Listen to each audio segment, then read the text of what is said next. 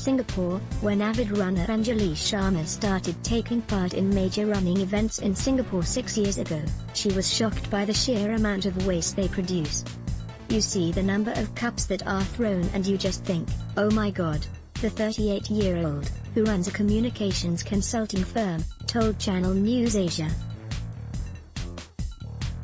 You open the race pack and you want to vomit, because there's that much paper inside.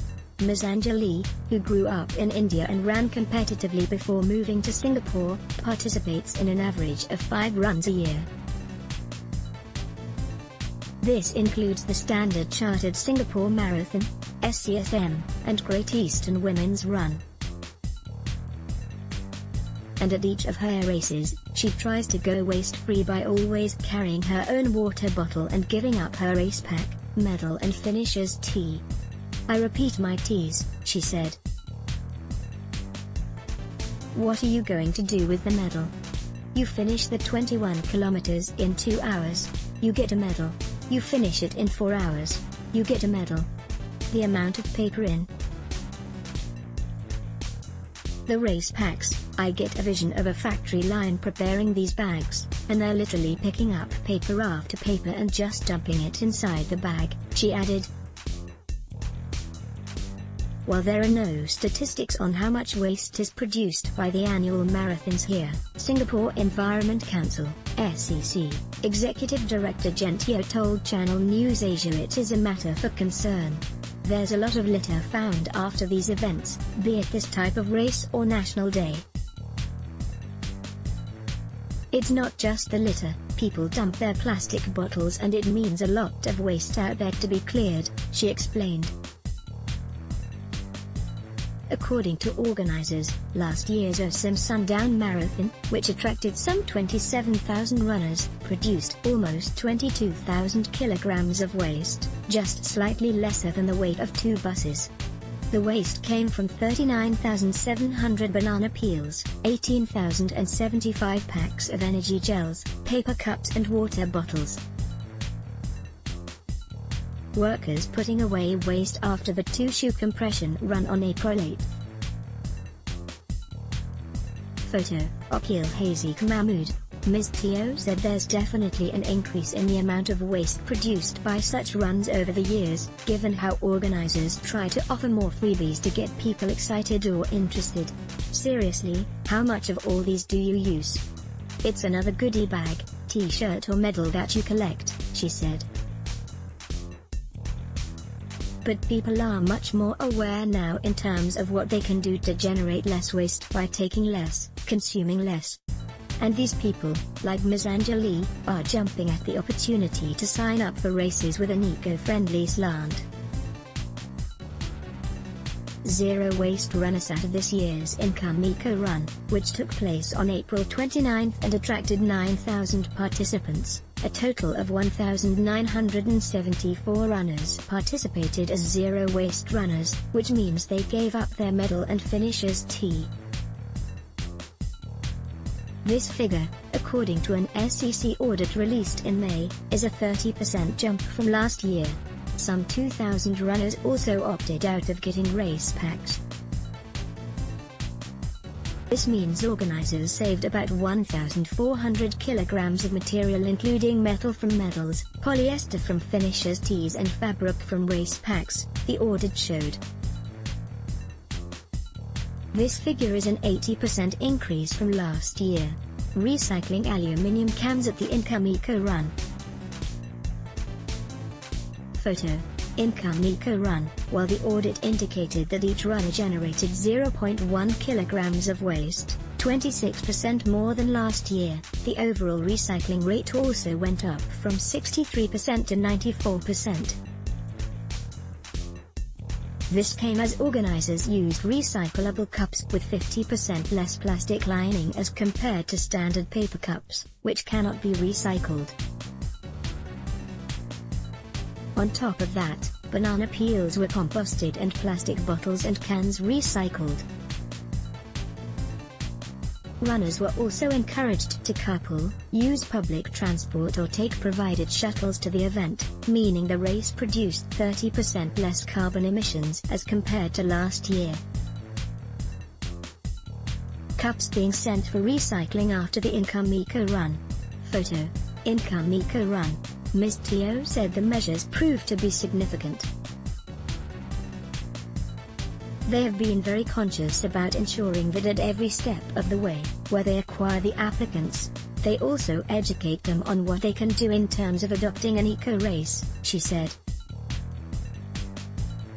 Ms. Anjali, who participated in the Income Eco Run, said organizers made it simple for runners to reduce waste.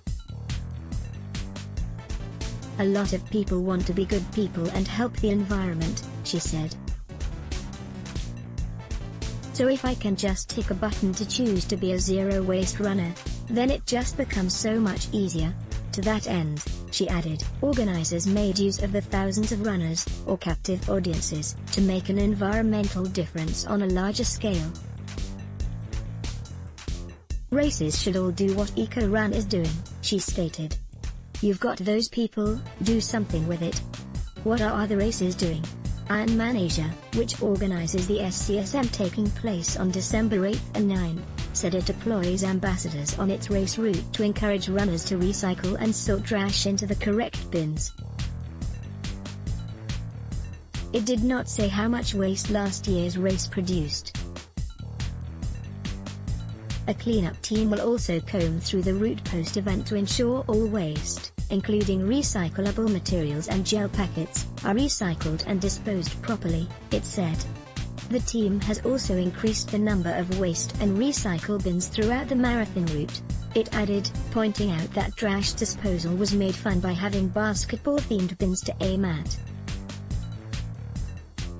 High Velocity, which organizes the Osam Sundown Marathon, said it encourages runners to bring their own bottles through pre-event announcements on social media, and places signs along the route to remind runners to dispose trash responsibly.